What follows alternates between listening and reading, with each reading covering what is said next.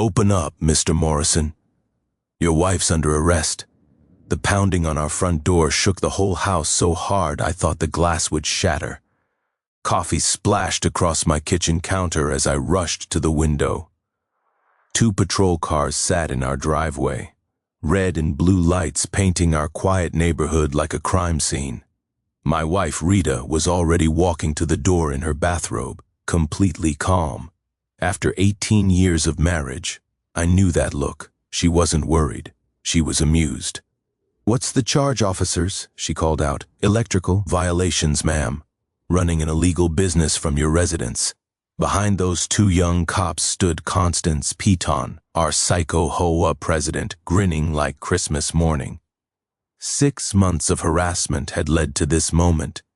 Poor woman had no clue what she'd just walked into. What would you do if your HOA tried to destroy your family? Drop a comment below. Here's how this nightmare started. 6 months earlier, everything seemed perfect in our little slice of suburban paradise. I'm Jake Morrison, 44 years old, been working as an electrician for 22 years. Started my own contracting business about 5 years back. Nothing fancy, just honest work, fixing people's electrical problems and doing renovations around Sacramento. My wife, Rita, well, neighbors thought she worked some boring government desk job. She'd leave every morning in business clothes, come home around dinner time. Never talked much about work. The truth was a little more complicated than that, but I'm getting ahead of myself. We'd bought our house in Willowbrook Heights 3 years earlier. Corner lot, nice neighborhood, tree-lined streets where kids actually rode bikes and neighbors knew each other's names. The HOA fees were reasonable, $120 a month, and the board seemed to mind their own business. The smell of fresh sawdust from my weekend projects mixed with the aroma of Rita's morning coffee ritual. She had this routine where she'd sit on the back porch with her mug, watching the sunrise before heading off to her government job. The sound of her duty boots on our hardwood floors during those early morning hours became as familiar as my own heartbeat. Everything changed when Constance Piton got elected HOA president. Constance was 58, recently divorced, and bitter about having to downsize from some fancy house in the hills to our middle-ass neighborhood. Always dressed like she was heading to a board meeting, pressed blazers, leather portfolio, drove a white BMW that she kept spotless. She had this way of speaking in clipped, condescending tones that made you feel like you were being scolded by a disappointed teacher. I first ran into trouble when I mentioned to my neighbor, Mr. Arlo, that I was planning to build a workshop in the backyard. Nothing crazy, just a small building where I could organize my tools and maybe do some side projects. Mr. Arlo is a retired engineer, great guy, always willing to help with technical advice. Constance overheard us talking across the fence one Saturday morning. The woman appeared out of nowhere like some kind of suburban surveillance ghost. "Excuse me," she interrupted, clutching that ever-present portfolio. "Did I hear something about construction? I'll need to see all permits and documentation immediately." I showed her everything. City permits, architectural drawings, HOA compliance paperwork, all perfectly legal, all properly filed. I'd learned the hard way over the years that crossing your T's and dotting your I's saves headaches down the road. She studied those papers like she was looking for nuclear launch codes. Flipped through every page twice, made notes in the margins, even pulled out a magnifying glass at one point. The intensity was honestly impressive and slightly terrifying. "Everything appears to be in order," she finally admitted, sounding genuinely disappointed. But Rita noticed something I missed. That evening, she pointed out that Constance had been photographing our property from the sidewalk. "That woman acts like someone with something to prove," Rita observed, sipping her evening tea. She had this way of reading people that came from her work experience, though I didn't fully appreciate that skill yet. A few weeks later, I discovered why Constance was so interested in my workshop plans. Turns out she'd applied for a similar building permit 4 months earlier. The city denied her application because her lot was too small to meet the required setback distances. Here's where things get interesting. Remember that feeling when you realize someone's been playing chess while you thought you were playing checkers? That's exactly what happened next. The crunch of gravel under surveyor wheels became a regular sound in our neighborhood. Constance started measuring property lines, taking photos, leaving multiple voicemails about maintaining community standards. She'd show up at exactly 9:15 every Tuesday morning, following the same inspection route, wearing the same navy blazer. Rita started keeping a log of these visits, just casual notes in a little notebook she kept by the kitchen window. At the time, I thought she was just being thorough. I had no idea my wife was building a case file. The first real shot fired in our HOA war came disguised as a community improvement initiative. Constance called an emergency board meeting on a Wednesday night. I didn't attend. Figured it was just routine stuff about landscaping or pool maintenance. Biggest mistake of my life. The next morning, I found a certified letter taped to our front door. The sound of that official envelope crinkling in my hands still gives me chills. Inside was a brand new HOA rule.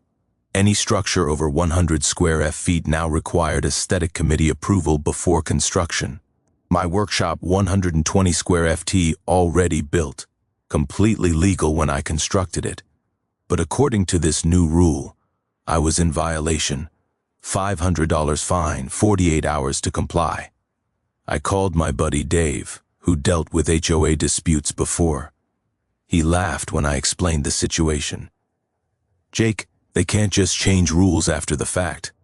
California requires 30-day notice and member votes for rule changes.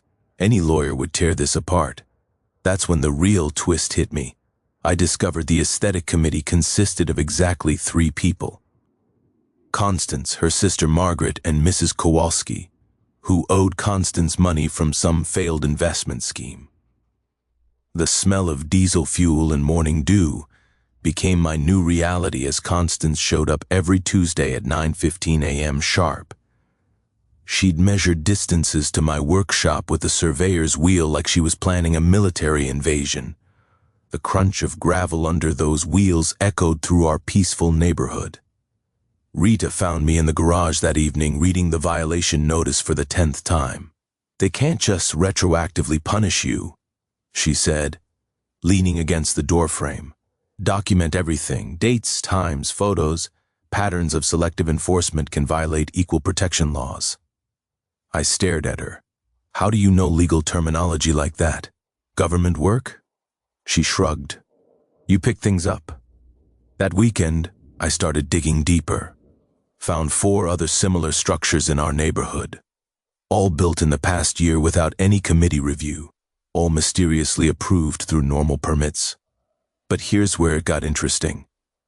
Margaret Petton, Constance's sister, owned Premier Home Consulting, the only approved contractor for committee-required modifications. I spent Turday going through public records. Premier had done 3 neighborhood jobs over the past year. Average cost $12,000 each for work worth maybe $4,000. The harassment spread like a virus. Mr. Arlo got violated for his garden gnome, aesthetically inconsistent. The Rodriguez family got cited because their kids left bikes on the lawn overnight. Mrs. Patterson, 73 years old, got fined for excessive holiday decorations. She'd hung 3 Christmas wreaths. Every violation came on the same cheap, scratchy paper that left lint on your fingers. That texture became a constant reminder that someone was systematically targeting us. During one Tuesday inspection, I timed Constance's route. 4 minutes per property, 3 photos each, notes in a black composition book. Total circuit 47 minutes. She skipped 2 houses entirely, her nephew's place, and the family that hired Premier for their deck. Rita helped me organize everything into what she called a proper case file. Her documentation was incredibly thorough. Precise handwriting, timestamps, measurements, almost like police reports. Rita, this is really professional work, I mentioned one evening. She paused. I've always been detail-oriented. The threat escalated when Constance announced she'd place a lien against our property if I didn't remove the workshop within 30 days. A lien meant we couldn't sell or refinance without paying her arbitrary fine. That pushed me over the edge. I submitted a formal complaint to the HOA board documenting selective enforcement and requesting all committee approval records from the past 2 years. Constance's response was swift and vicious. She called another emergency meeting to clarify policy on commercial vehicles. I didn't even own a commercial vehicle. But 3 days later, I found another violation notice. My work van, parked in my own driveway, was now considered a commercial vehicle violatio, subject to $500 in daily fines. The van weighed $8,400 lb. I checked the HOA rules. Commercial vehicle restrictions applied only to vehicles over 10,000 lb. When I pointed this out, Constance called yet another emergency meeting. This time, she redefined commercial to mean any vehicle displaying business information. My van had small magnetic door signs with my company name. Rita watched this unfold with growing intensity. One evening, she mentioned that discriminatory enforcement targeting specific residents could constitute harassment under state law. "You really know a lot about this stuff," I said. "I've seen patterns like this before," she replied quietly. What I didn't know was that Rita was building her own case file, one that would eventually destroy Constance Piton's little kingdom. But first, things were about to get much worse. The van violation was just the warm-up act. Constance's real masterpiece came 2 weeks later when she discovered environmental warfare. I woke up to another certified letter on my door. This time, she declared war on my garden. According to the new violation, my drought-resistant native plants were actually invasive weeds that lowered property values. I had 14 days to replace everything with community-approved landscaping. The approved plant list included only high-water non-native species. Estimated professional installation cost, $8,000 minimum. The smell of sage and lavender from my water-wise garden, mixed with the artificial fertilizer stench wafting from neighbors who'd already surrendered to Constance's demands. The contrast hit you like a slap in the face. I'd spent 3 years cultivating those plants specifically for California's drought conditions. Purple sage, California poppies, native grasses that thrived without irrigation. The city had even given me a rebate for water conservation. Rita found me that evening standing alone. My condemned plants with the violation notice in my hand. "This doesn't make sense," I muttered. "These plants are exactly what the state wants us to grow."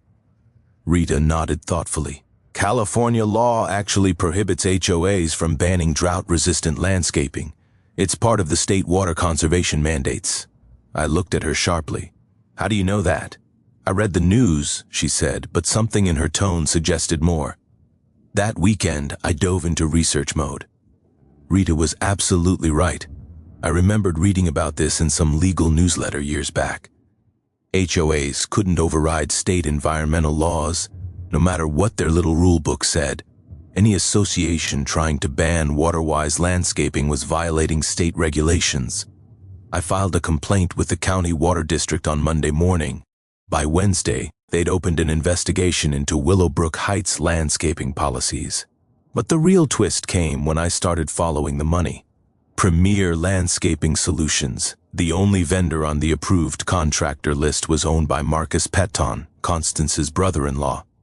3 neighbors had already been forced to hire Premier. The Rodriguez family paid $12,000 for basic yard work.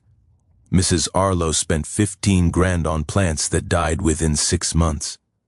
The Johnsons got hit for $18,000 when Premier claimed they needed specialized soil remediation. I spent Saturday afternoon at the county recorder's office diving into business filings. Premier Landscaping had paid Constance $2,400 in consulting fees over the past year. Marcus Piton was operating without proper contractor's licensing. The whole operation was a family scam. Rita helped me organize the financial evidence with the same methodical precision she'd shown before.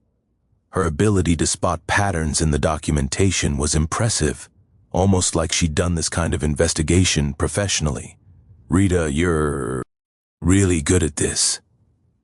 "I mentioned government work involves a lot of analysis," she replied, not looking up from the spreadsheets. The Water District investigation moved fast.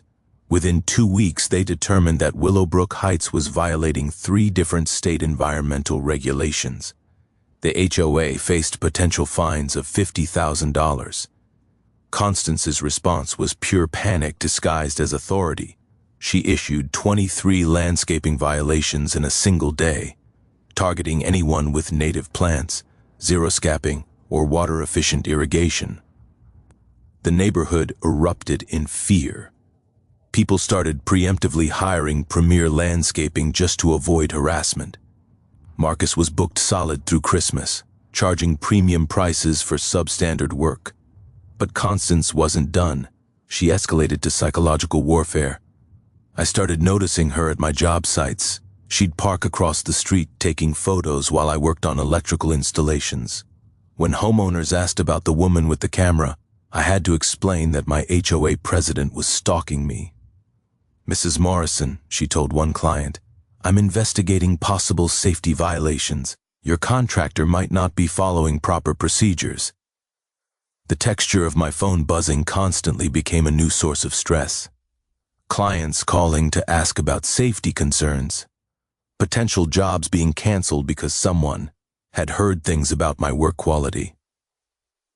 Rita watched this escalation with growing intensity. One evening, she suggested I document my water usage savings and keep detailed meter readings.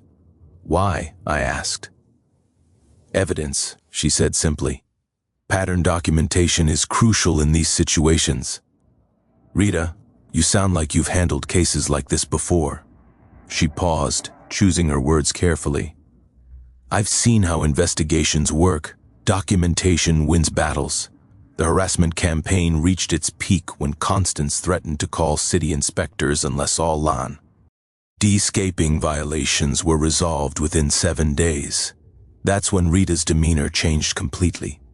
The calm, patient woman I'd lived with for 18 years suddenly had this edge to her voice. "Jake," she said quietly, "I think it's time to let Constance make a bigger mistake." "What do you mean?" "Let her call the inspectors. Let her file false reports.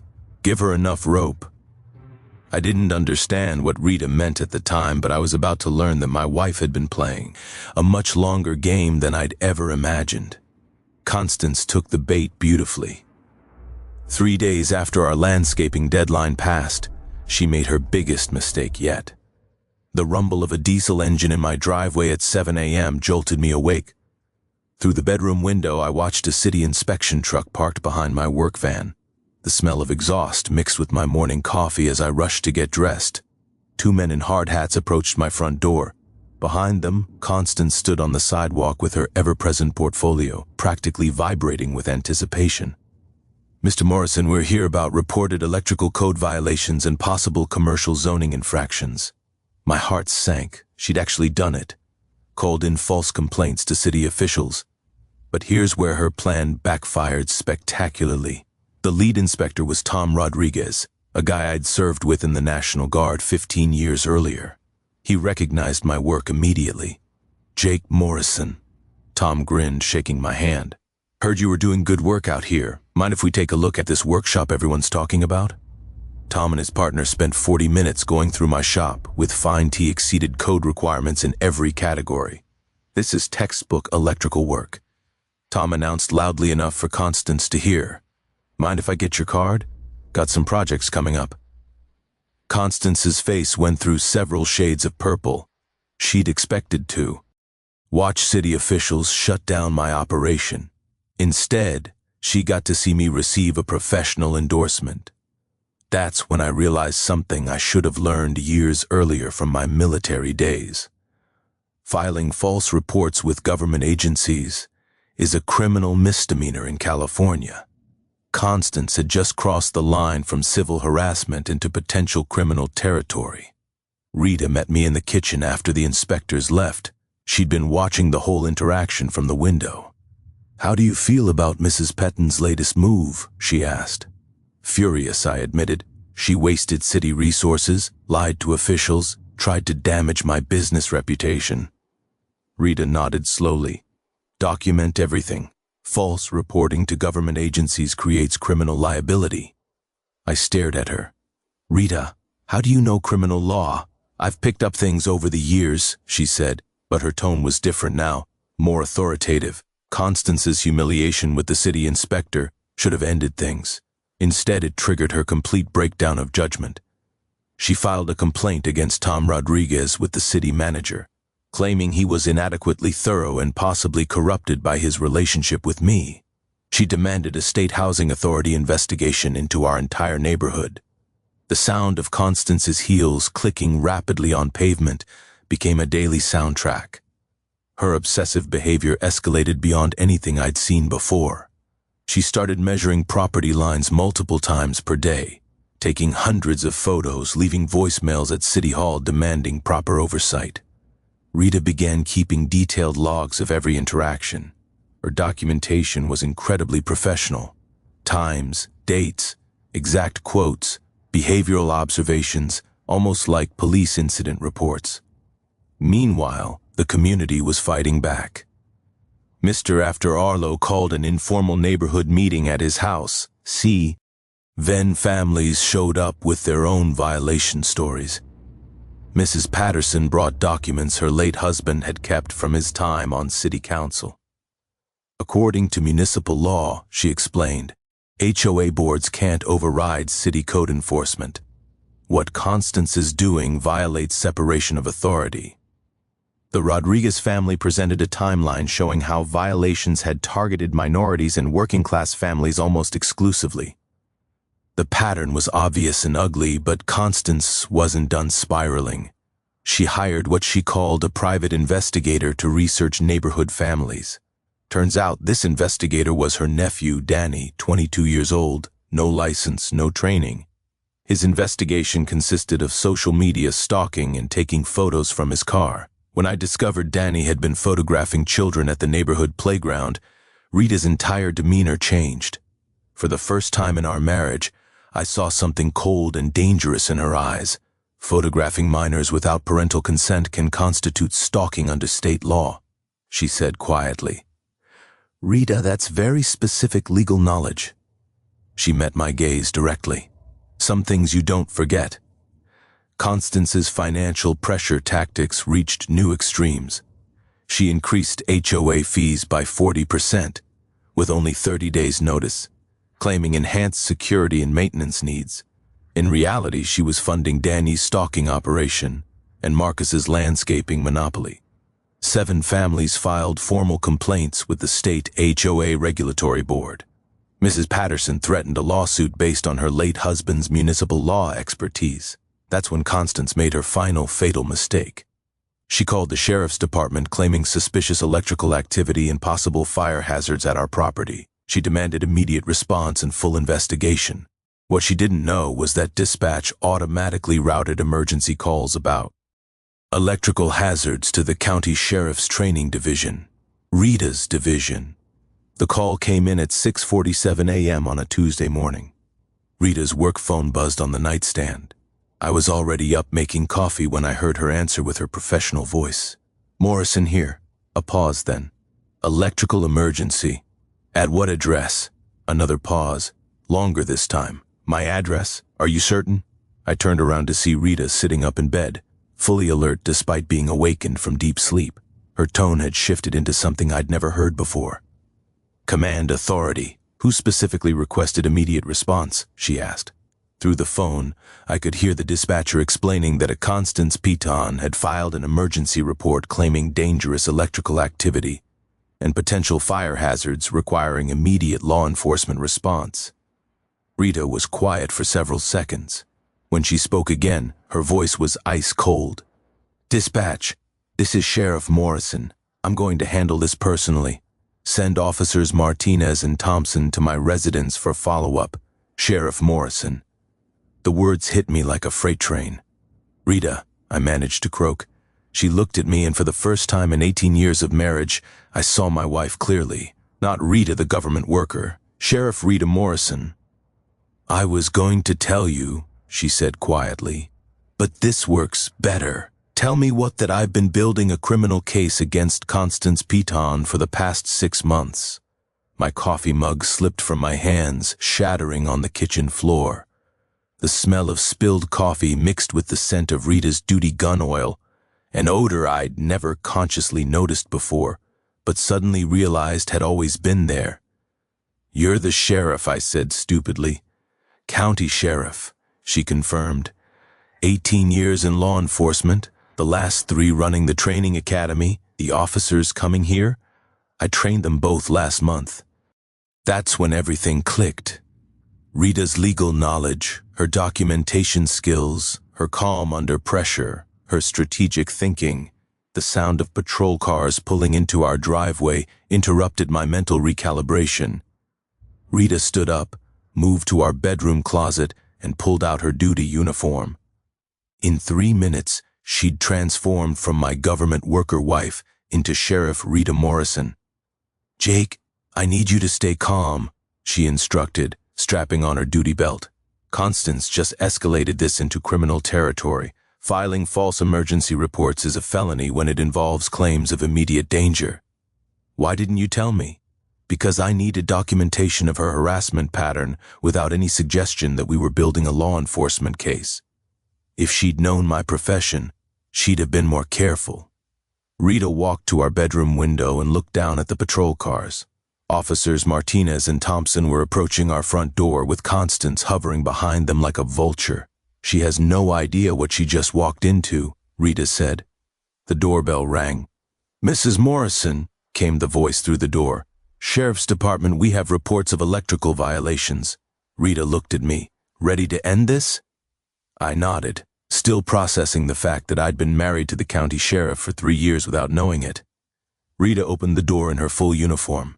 The expression on Constance Piton's face was worth every moment of the past 6 months of harassment. Good morning, officers, Rita said calmly. I believe there's been a misunderstanding about the nature of this call. Officer Martinez's eyes widened.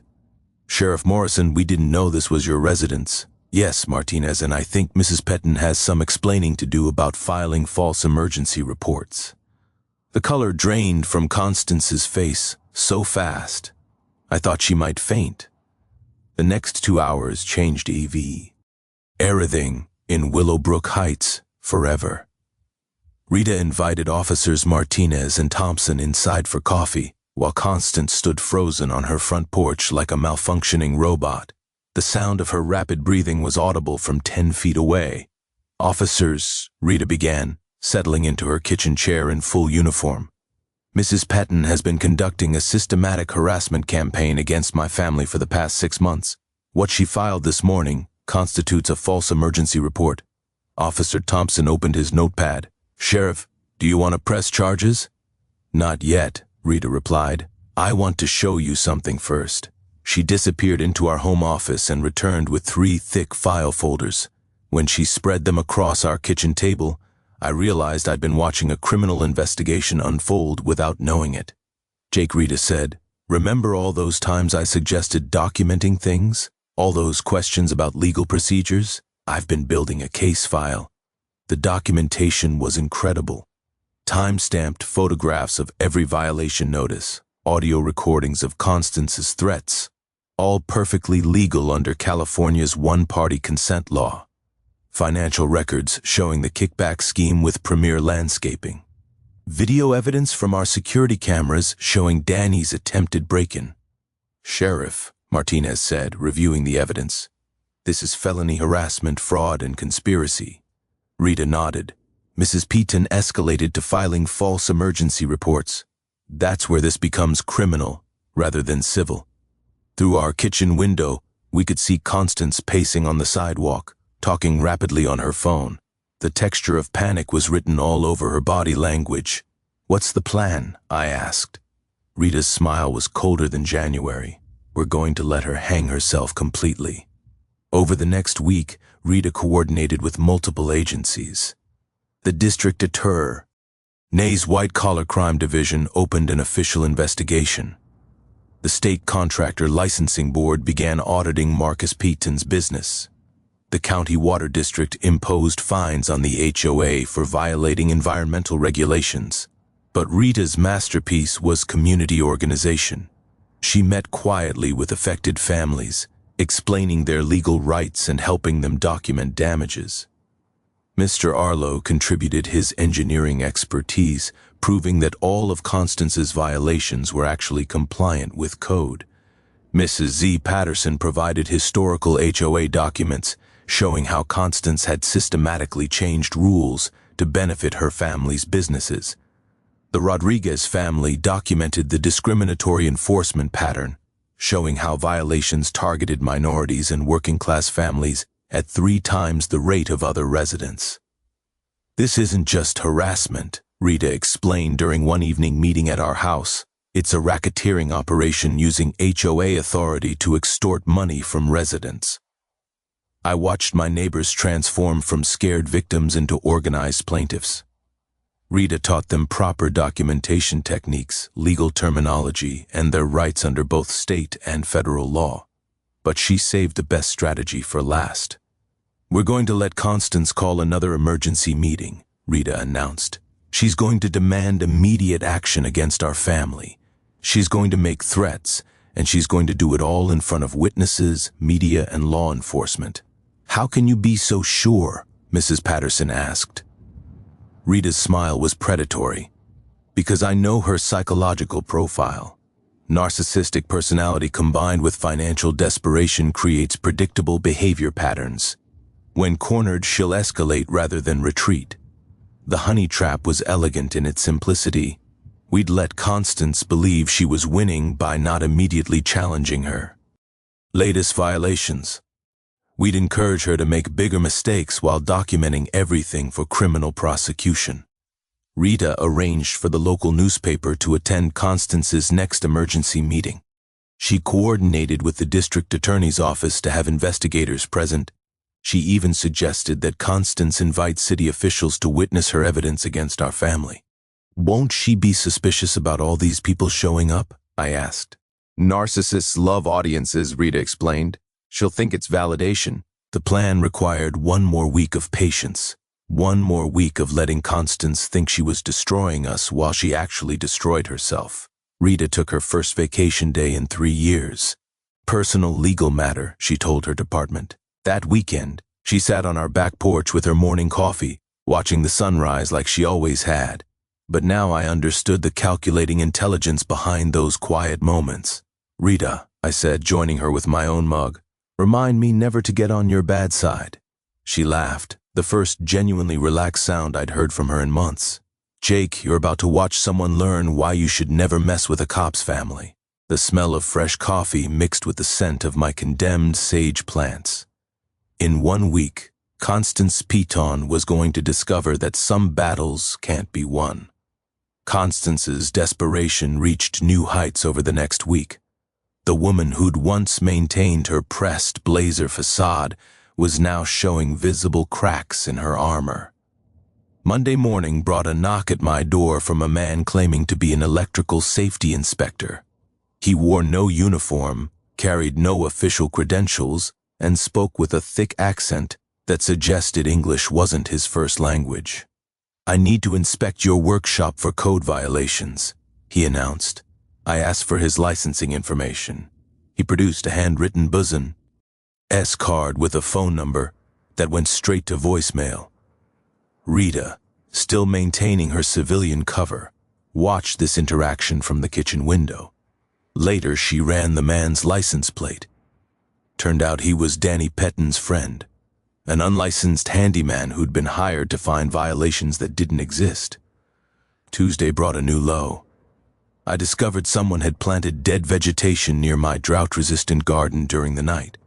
Fresh brown plants, obviously purchased from a nursery, arranged to look like my native species, had contaminated neighboring properties. The security cameras Rita had installed captured everything. Danny Petton creeping around our property at 11:30 p.m., placing dead plants and photographing them with his phone for evidence.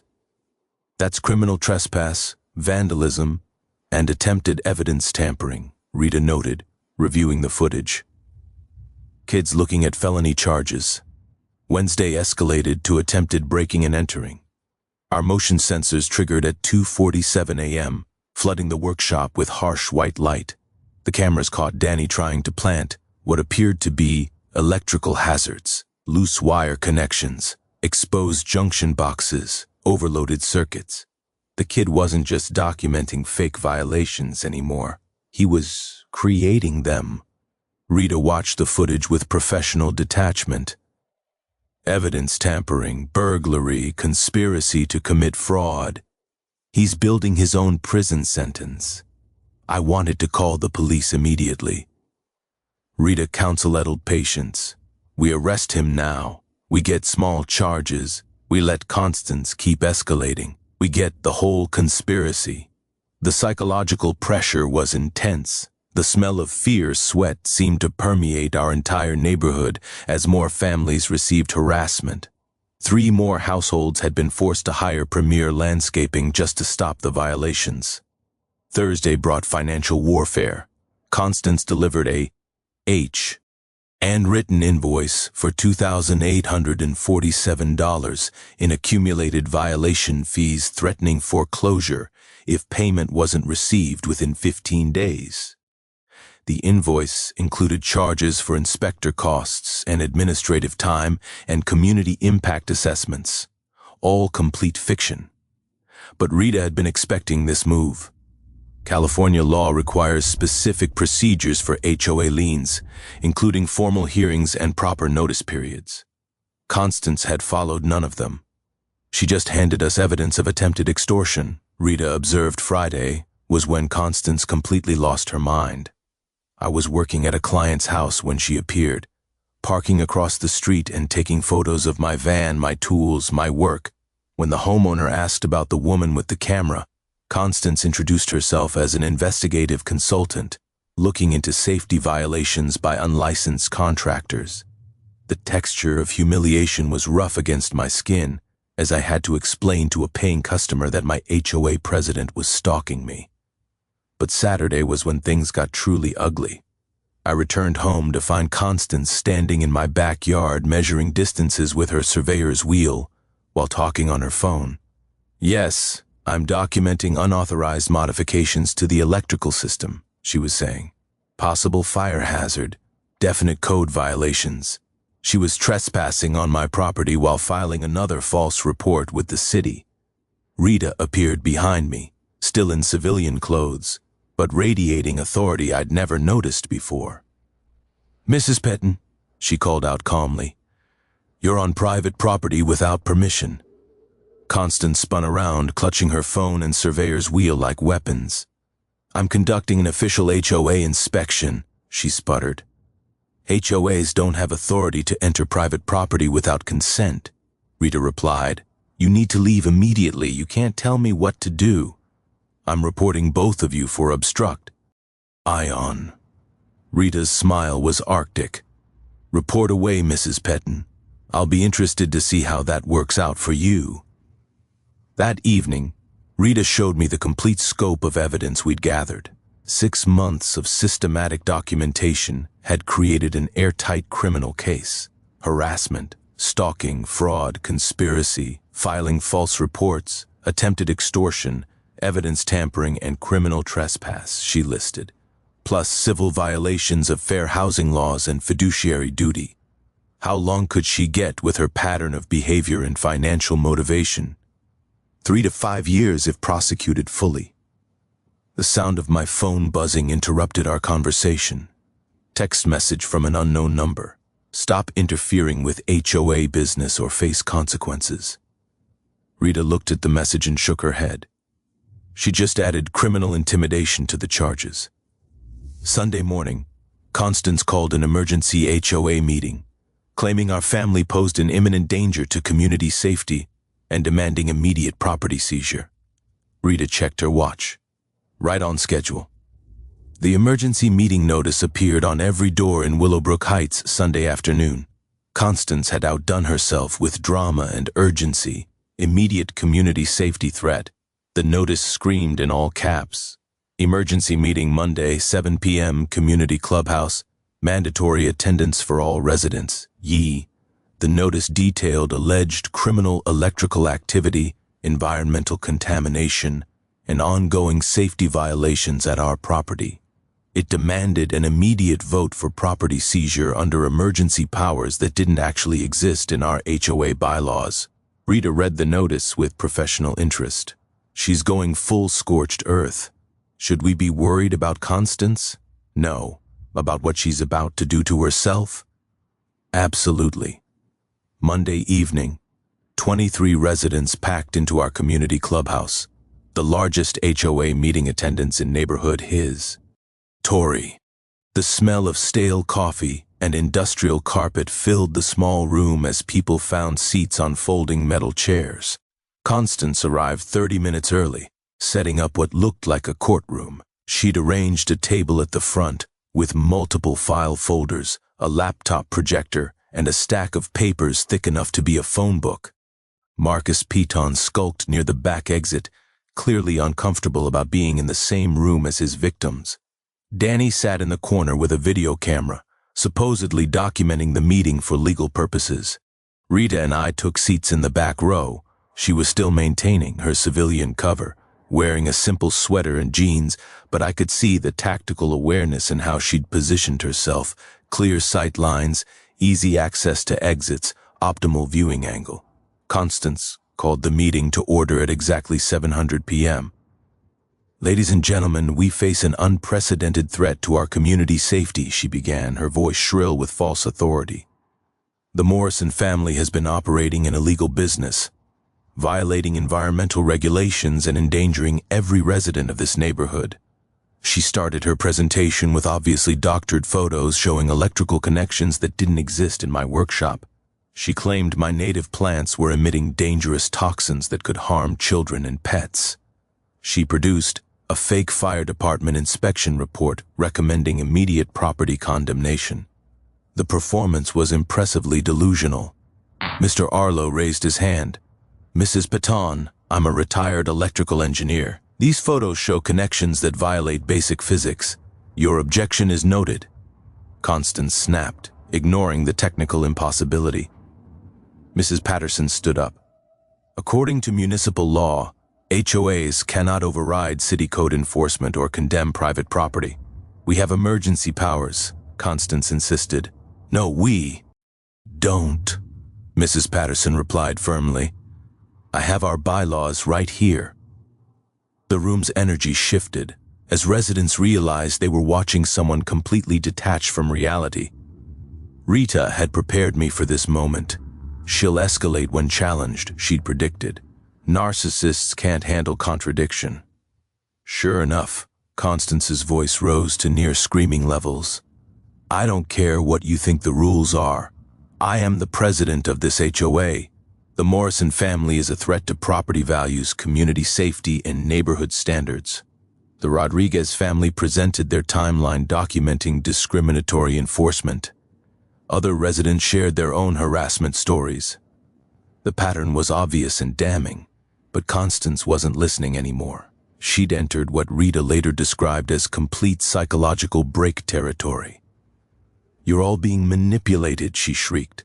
Jake Morrison is a criminal. His wife is probably involved in the conspiracy. That's when she made her final fatal mistake.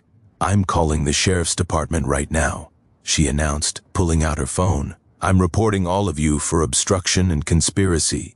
She dialed 911 while 23 neighbors watched. This is Constance Payton, she said into the phone. I need immediate police response at Willowbrook Heights Clubhouse. Multiple residents are threatening me and obstructing an official HOA investigation. Rita stood up slowly from the back row.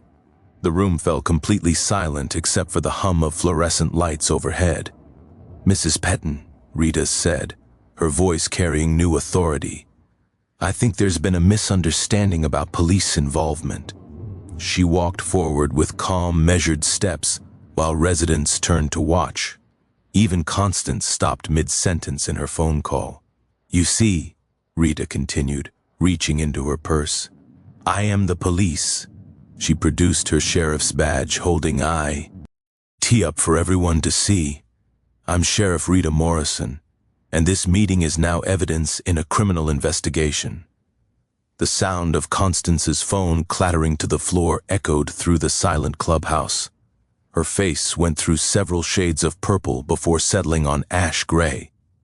"That's impossible," she whispered. "Martinez Thompson," Rita called toward the back of the room.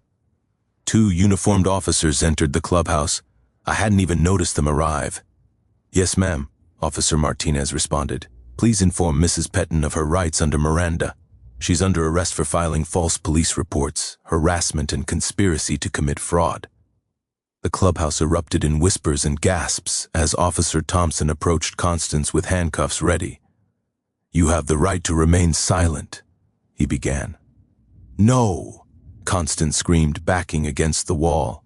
"This is entrapment, police harassment. She can't investigate her own neighborhood." Rita's voice cut through the hysteria with ice-cold authority. "Mrs. Petton, criminal activity doesn't become legal just because it happens near my house. Peace officers have a duty to investigate crimes regardless of location." She opened her evidence files across the front table. 3 months of systematic documentation spread out like a prosecutor's closing argument. "Filing false police reports," Rita announced to the room. "Criminal harassment, conspiracy to commit fraud, evidence tampering, attempted extortion." Each charge hit Constance like a physical blow. She slumped against the wall, her pressed blazer facade finally cracking completely.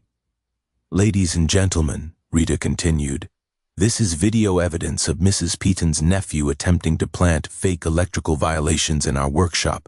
She played the security footage on Constance's own projector.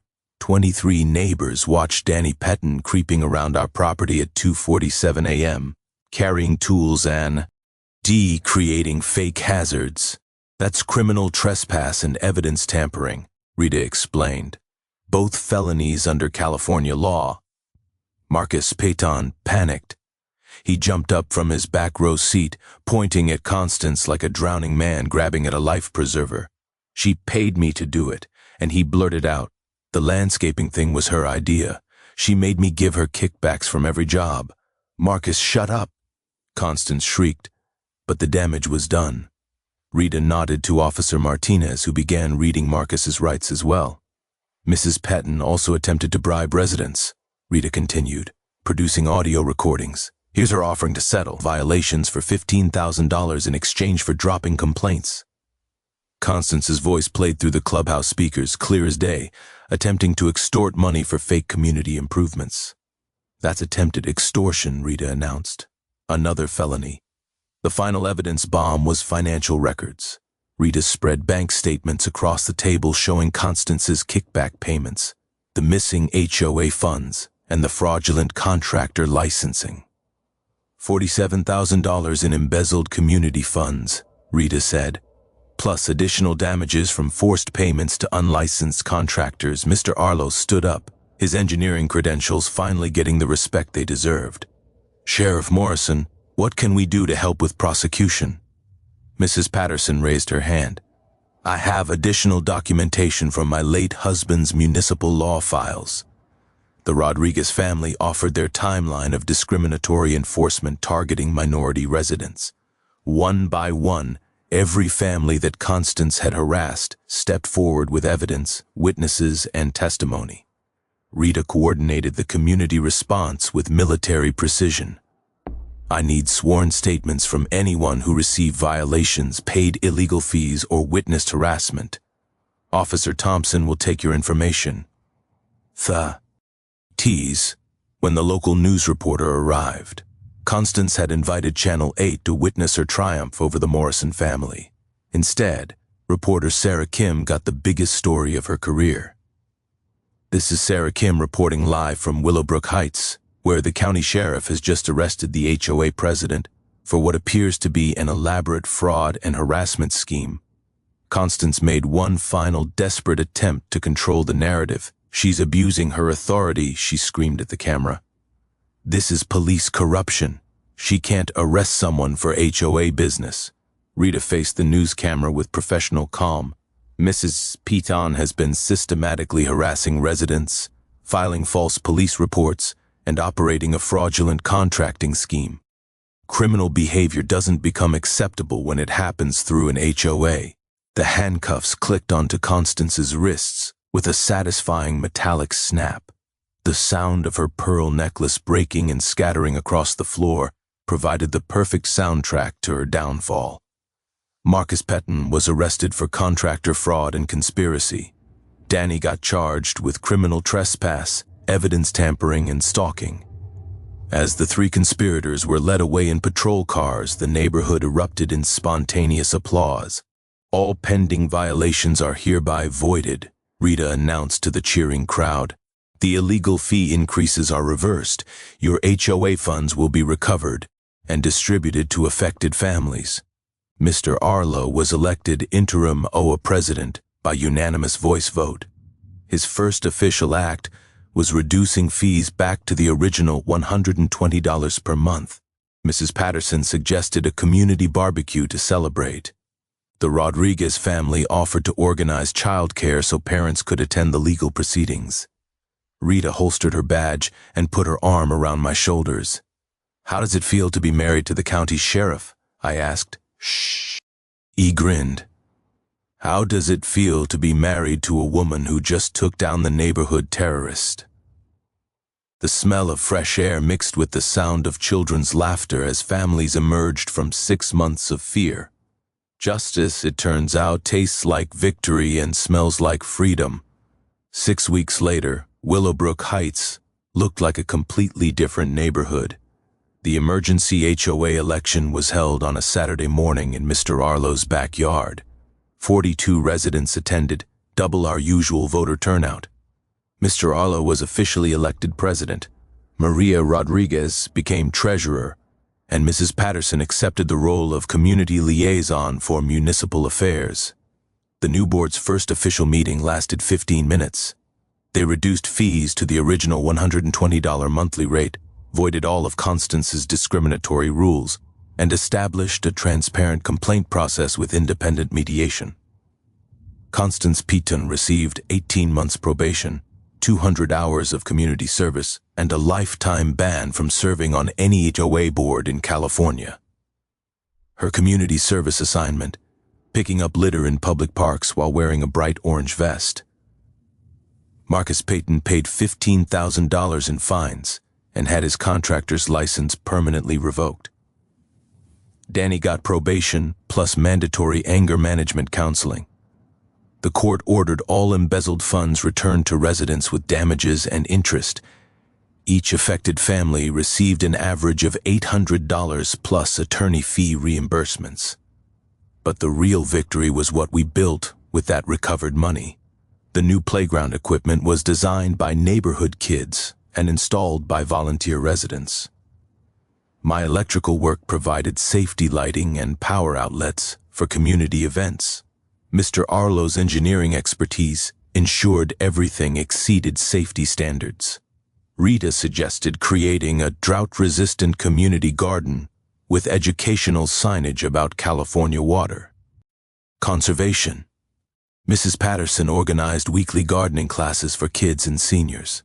The legal aid fund we established helps other neighborhoods fight HOA abuse. 3 nearby communities have already used our documentation templates to challenge their own harassment campaigns.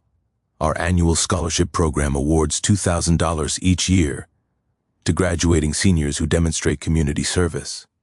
The first recipient was Maria Rodriguez's daughter, who documented discrimination patterns as part of our evidence file. But my favorite community improvement is Saturday morning coffee at the workshop. What started as neighbor consultations about electrical problems became informal town halls where residents discuss issues before they become crises. Rita attends when she's off duty, sharing legal guidance and helping families understand their rights. Her professional expertise has prevented 2 potential harassment situations in neighboring HOAs. Our marriage is stronger than ever. Turns out having a spouse who can handle psychotic neighbors with tactical precision is incredibly attractive. Rita's calm competence during crisis situations makes everyday problems seem manageable. My contracting business thrives with referrals from grateful neighbors. The Rodriguez family hired me to install solar panels, finally approved without committee interference. Mrs. Patterson needed electrical work for her home office. Even Mr. Arlo contracted me for his workshop expansion. Property values increased 12% over the past year. Despite Constance's predictions of neighborhood doom, the community's reputation for standing up to corruption attracts families who value integrity over conformity. Constance sold her house at a loss 3 months after her conviction. She moved to a different county, attempted to join another HOA board, and was promptly rejected when residents researched her background online. The annual Community Justice Day festival happens every October, the anniversary of Constance's arrest. Rita provides safety training for vulnerable residents. I donate electrical services for permanent festival infrastructure. Local attorneys offer free legal clinics for HOA disputes. Last year's festival drew visitors from 12 surrounding communities dealing with their own HOA corruption. Our success story has inspired legislation requiring HOA transparency and limiting board authority. The practical lessons we learned apply everywhere. Document everything with timestamps and photos. Know your state's HOA limitation laws. File complaints with multiple agencies simultaneously. Most states have ombudsman programs specifically for HOA disputes. But the deeper lesson is about community solidarity. Individual residents can be intimidated and isolated. Organized neighbors supporting each other become an unstoppable force for justice. Rita still leaves for work in her sheriff's uniform every morning. But now I understand the quiet confidence she's always carried. Some people wear their strength on the outside. Others save it for when their families need protection. What's your worst HOA nightmare? Drop it in the comments. Let's help each other fight back legally and effectively. Hit subscribe for more stories of regular people outsmarting corrupt systems using the law. Next week, I'll tell you about the parking enforcement officer who tried to ticket a federal judge's car during a Supreme Court oral argument. Sometimes justice wears a badge, sometimes it wears a robe, but it always wins in the end. Thanks for hanging out with us on HOA Stories, where the HOA Karens meet their match. If this story had you cheering or cringing, go ahead and like the video, drop a comment with your reaction, and hit subscribe so you're ready for the next wild HOA tale.